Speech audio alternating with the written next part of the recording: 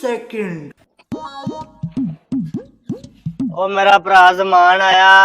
और जमान की हाल है? खैर ना लाया? ਬਸ ਨਾ ਮੈਂ ਇੱਥੋਂ ਲੰਘਦਾ ਪਿਆ ਤੇ ਮੈਂ ਤੁਹਾਨੂੰ ਵਿਖਾ ਦਈਏ ਇਹ ਨਾ ਤੁਹਾਡੇ 2200 ਤੇ ਇਹ 70 ਰੁਪਏ ਹੈਗੇ ਨੇ ਤੇ ਮੈਂ ਤੁਹਾਨੂੰ ਵਿਖਾ ਦਈਏ ਜੀ ਕਹਿੰਦੇ ਇਹ ਤੇ ਕਾਂਟਾ ਮਾਰ ਦਿੰਨੇ ਆ।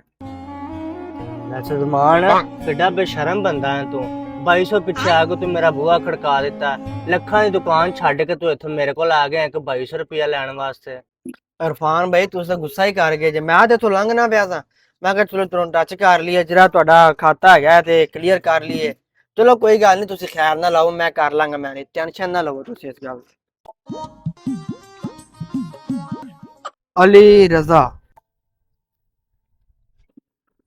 भाई अली रजा। और भाई जमान साहब की हाल है? और सुनाओ सब खैरियत है? ਹਾਂ ਸ਼ੁਕਰ ਅੱਲਾ ਦਾ।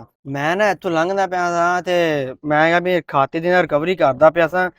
ਇਹ ਤੁਹਾਡਾ ਨਾ 7000 ਰੁਪਇਆ ਲਿਖਿਆ ਹੋਇਆ ਰਾਸ਼ਨ ਦਾ ਠੀਕ ਹੈ ਤੇ 2 ਮਹੀਨੇ ਹੋ ਗਏ ਨੇ ਤੇ ਕੀ ਕਰਨਾ ਜਿੰਦਾ ਦੇ ਦਿਓ ਮੈਂ ਫਿਰ ਕੱਟ ਦਿਆਂ।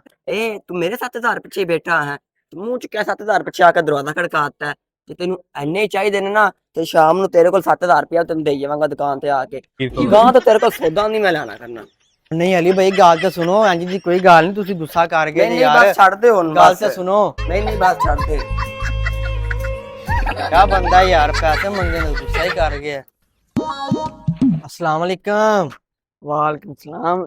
ਨੌਜਵਾਨ ਭਾਈ ਕੀ ਹਾਲ ਹੈ? ਜੈਨ ਭਾਈ ਤੁਸੀਂ ਸੁਣਾਓ ਮਾਸ਼ਾ ਅੱਜ ਘਰ ਹੀ ਲੱਗੇ ਆ ਫਿਰਦੇ ਜੀ। ਯਾਰਾ ਛੁੱਟੀ ਸੀ। ਅੱਛਾ ਯਾਰ ਤੁਹਾਡਾ ਨਾ ਖਾਤਾ ਹੈਗਾ ਥੋੜਾ ਜਿਹਾ 1350 ਰੁਪਇਆ ਹੀ ਕੋਈ ਰਾਸ਼ਨ ਰੂਸ਼ਨ ਆਇਆ ਹੈ ਘਰ ਤੇ ਜ਼ਰਾ ਦੇ ਦਿਓ ਤੇ ਮੈਂ ਜ਼ਰਾ ਕਾਂਟਾ ਕੁੰਟਾ ਮਾਰ ਦਿੰਦਾ। ਵਾਹ ਜ਼ਮਾਨ ਭਾਈ 1300 ਪਿੱਛੇ ਤੁਸੀਂ ਘਰ ਆ ਗਏ ਤੁਹਾਡੇ ਕੋਲ ਅਸੀਂ ਇੰਨਾ ਰਾਸ਼ਨ ਲਏਗਾ।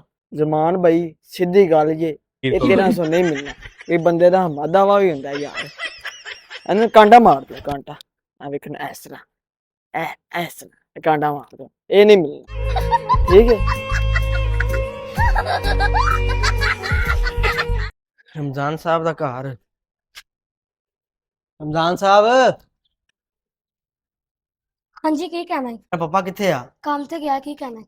ਯਾਰ ਆ ਤੁਹਾਡਾ ਨਾ ਖਾਤਾ ਰਹਿੰਦਾ ਹੈ ਪਿਛਲਾ ਵੀ ਠੀਕ ਹੈ ਪੈਸੇ ਹੈਗੇ ਨੇ ਤੁਹਾਡੇ 5-7000 ਰੁਪਇਆ ਤੇ ਇਹ ਤਾਂ ਜ਼ਰਾ ਕਲੀਅਰ ਕਰ ਦਿਓ ਤੁਹਾਨੂੰ 2 ਮਹੀਨੇ ਹੋ ਗਏ ਨੇ। शाम ਨੂੰ ਪਾਪਾ ਆਏਗਾ ਮੈਂ ਉਹਨਾਂ ਨੂੰ ਦੱਸ ਦਵਾਂਗਾ ਸਮਝੋ ਤੁਹਾਡੀ ਜੇਬ ਵਿੱਚ ਹੀ ਗਏ ਪੈਸੇ। ਚਲੋ ਠੀਕ ਹੈ ਯਾਦ ਨਾਲ ਸ਼ਾਮ ਨੂੰ ਦੱਸ ਦੇ ਪੈਸੇ ਦੇ ਦੇਣ ਠੀਕ ਹੈ ਨਾ।